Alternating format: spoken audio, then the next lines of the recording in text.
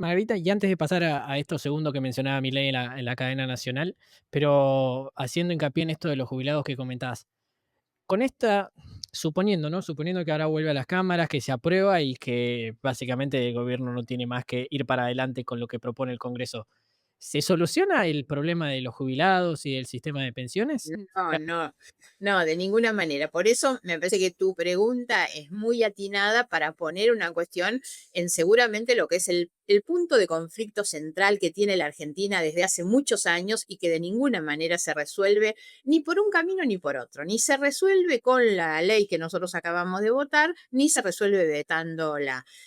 Nosotros tenemos un problema serio, muy estructural, que es que tenemos la mitad del trabajo en negro, lo que se llama es el trabajo de todas las personas que no realizan aportes al sistema jubilatorio. Entonces hay un desfasaje muy grande entre cuál es el dinero que ingresa y todo lo que tiene que hacerse cargo, que pagar el sistema jubilatorio. Hasta que nosotros no podamos resolver los problemas estructurales de la Argentina, que son que la Argentina crezca, que la Argentina pueda desarrollarse, generar empleo genuino, empleo formal sobre todo, que ese empleo formal además no esté atado solamente al Estado, porque esta es otra de las discusiones. Yo no creo en el no Estado o la destrucción del Estado de lo que habla mi ley. El Estado es necesario siempre en todos los casos. Ahora tampoco voy a convalidar los abusos que se han hecho del Estado en los años anteriores, ¿no? Ahora, me parece que estas son discusiones que importan mucho hacia adelante. Ahora, lo que voy es que lo que nosotros votamos recientemente, hay, por un lado, dos temas que son muy sencillos y me animaría a decir poco costosos en el volumen de todo lo que es el sistema jubilatorio. Uno es, como te mencionaba antes, la actualización del bono. Los jubilados de la mínima cobran desde hace más de un año y medio un bono de 70.000 pesos. Pensemos que es una miseria, que no le alcanza absolutamente para nada. Y nosotros decimos, como mínimo hay que actualizarlo de acuerdo a la inflación. No le estamos regalando, ni siquiera lo llevamos al 100%. Lo que votamos es llevar el de 70 a 100.000. Nada del otro mundo. Es poco, poco, poco, ¿eh? Pero es casi una obligación moral decir no podemos tenerlo un año y medio con 70.000 pesos. Eso entonces no es demasiado y yo creo que es imprescindible. Vetar eso es una barbaridad, pero la crueldad en su máxima potencia es no darle esa actualización a los jubilados. La otra cuestión es la recomposición de los saberes, reconociéndoles unos 7, 8 puntos que se perdieron en el inicio de la gestión de Milei cuando no se les incorporó el cálculo que era en aquel año, el anterior, de diciembre a marzo. También es muy poca plata, también es muy poca plata.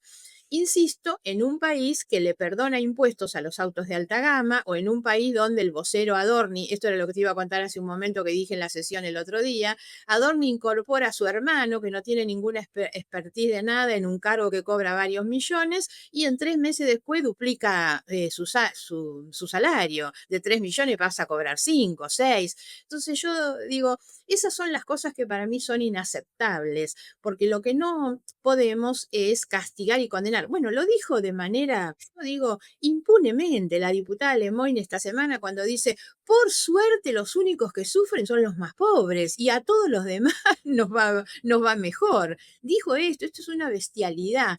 Y a mí me alarma que la gente no se escandalice lo suficiente frente a estas barbaridades que la gente hace o dice. Y después, para completar tu pregunta en esto y ser justa, hay un tercer aspecto de lo que se votó, que ese es mucho más complejo, que es lo que se llama la prórroga de la moratoria, que es que se puedan jubilar quienes no han hecho los aportes. Y esto sí es en gran medida el problema del desfasaje grande que tiene nuestro sistema jubilatorio. Esto, por supuesto, que no resuelve, insisto, ni lo uno ni lo otro, ni que haya moratoria ni que se derogue la moratoria. Lo que a nosotros nos parece es que tiene que haber como una situación de salida programada, no que rompa de un día para el otro, y que le reconozca a aquellos que hicieron una parte de los aportes, aunque no hayan hecho todos los años, se les reconozca una parte proporcional de la jubilación. Entonces hay que establecer un sistema transitorio, intermedio, por supuesto, y me parece que eso no se llegó a discutir en la profundidad que tenía. Pero a tu pregunta, las cuestiones tan graves, tan estructurales de nuestro sistema jubilatorio no se resuelven con nada de esto y no se van a resolver hasta tanto la Argentina no pueda mejorar su empleabilidad, sobre todo dentro de lo que es el mercado formal de trabajo. Tal cual, tocaste varios puntos, me parece espectacular, sobre todo para los que no estamos tan interiorizados de qué se votó realmente. Creo que, sobre todo lo que es la jubilación, después tal vez hablamos un poco más de discapacidades y también del Argen hablaste un poco, pero me gustaría quedarme con esto que comentaste, que creo que es el kit de la cuestión y tal vez el punto más importante, que es lo que se votó en el Congreso en sí no viene a sanear definitivamente el problema que tiene el sistema jubilatorio, y comentaste que justamente eso se va a empezar a sanear o se podría llegar a sanear a medida que ingrese cada vez más personas al mercado formal de trabajo, más aportantes y demás. El oficialismo, tal vez más precisamente Javier Milei, ha comentado o ti- tiene en su idea que eso se logra a través de una desregulación laboral, bueno, y todo tal vez el trabajo que está intentando llevar a cabo Federico Sturzenegger en ese lado. ¿Vos coincidís que tendría que haber una, no sé si desregulación, porque tal vez la palabra no te gusta, pero una modernización del sistema laboral para que eso ocurra? ¿O por dónde ves que puede llegar a venir la solución? Una modernización es imprescindible, sobre todo porque tenemos nuevas modalidades de trabajo. Vos sos un ejemplo de esas, todo lo que tiene que ver con medios de comunicación, con tecnología, con inteligencia artificial. Hay que discutir con mucha profundidad el tema de la inteligencia artificial, que como se dice, y eso es realmente así, se va a llevar puestos, muchos puestos de trabajo en realidad, va a arrasar con muchos puestos de trabajo la inteligencia artificial, pero no hay que pensarlo con la preocupación o la parálisis o el terror, digamos, sino que lo que hay que hacer es prepararse. El Estado fundamentalmente tiene que preparar desde el ámbito educativo y entonces hay que empezar a formar a los jóvenes, a los niños desde la escuela, en otras disciplinas diferentes, porque por supuesto que va a haber, qué sé yo, por dar algún ejemplo, los empleados de banco, hay trabajos que van a quedar en la historia, que no se van a hacer más porque todo eso se va a hacer a través de otros mecanismos de la tecnología. Ahora, hay trabajos que tienen más que ver con lo humano, qué sé yo, una enfermera no va a ser reemplazada por un robot, digamos, aun cuando pensemos que la robótica es parte del mundo que viene, pero hay que tratar de ir ordenando la educación y las disciplinas para poder abordar estas cuestiones. Ahora, hay algunas que ya las tenemos, entonces, ¿que hace falta una modernización del sistema laboral y de empleo? No tengo ninguna duda.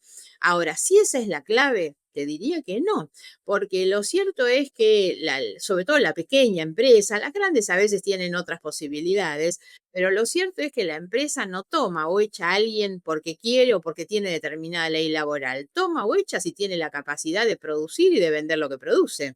Entonces, la clave para que haya más empleabilidad formal es realmente que la Argentina pueda crecer, ofrecer alternativas a una empresa, tener una inserción en el mundo que le permita a la gente que produce bienes o servicios realmente facturar de otra manera y entonces generar puestos de trabajo. Esa es la manera genuina como se hace. Ahí nos metemos ya en un terreno mucho más complejo, que bueno, ¿cómo se hace para crecer, para producir, para generar empleo? Hay algunas cosas que son casi de manual, digamos, porque lo que se necesita siempre es una política fiscal que no exprima al que va a crear un trabajo, que le diga, bueno, no te saco para que puedas. Hay una política crediticia, que quiere decir, bueno, te doy un poco para que puedas producir y generar empleo. Y también yo siempre me paro en las cuestiones institucionales, porque los que están, los inversores que están en el mundo, miran cómo funciona el sistema institucional. Y entonces si ven que hay un presidente que se pelea con la vicepresidenta, que no respeta el Congreso, que no hay una justicia independiente en la que se pueda confiar, el inversor no viene, elige ir a Uruguay o a Chile, que son países más estables. No es casual cuando miramos Chile y Uruguay, lo digo porque son los que tenemos obvio más cerca, que tienen, son los países de América que tienen el mejor riesgo país, el más bajo riesgo país. ¿Por qué? Porque tienen instituciones sólidas, cambian los gobiernos y las instituciones están bien plantadas. Hoy la sola verborragia de un presidente que se para frente a un micrófono y se la pasa insultando y descalificando no es bueno porque nos miran del exterior y no tenemos la seriedad que debe tener un país para que alguien que firma un cheque decida firmar y darle un cheque a la Argentina, ¿no? Y se puede, Margarita, en un país tan polarizado, tenía una pregunta sobre eso, tal vez más política, pero me gustaría primero encararla por este lado, que es, atándolo a lo que vos comentaste, se puede en un país que lamentablemente lo estamos viendo bastante polarizado, si bien hay otras opciones, hay mucha parte de la discusión que lamentablemente pasa liberalismo-kirchnerismo, hace un par de años, por lo menos desde 2023, se puede en un país tan polarizado y con tanta violencia, si se quiere, verbal y hasta a veces física, conseguir instituciones fuertes. Si llegaste hasta acá, entiendo que te gustó la charla y en caso que así fuese, por favor no te olvides de suscribirte, que a vos YouTube no te va a cambiar en lo absoluto, no te muestra notificaciones nuevas, no te cambian nada y a mí es el último requisito que me falta para que me empiecen a pagar por el contenido y poder cumplir mi sueño de vivir de hacer entrevistas. Así que por favor, es un clic acá abajo, no te cambian nada y a mí realmente me ayudas mucho.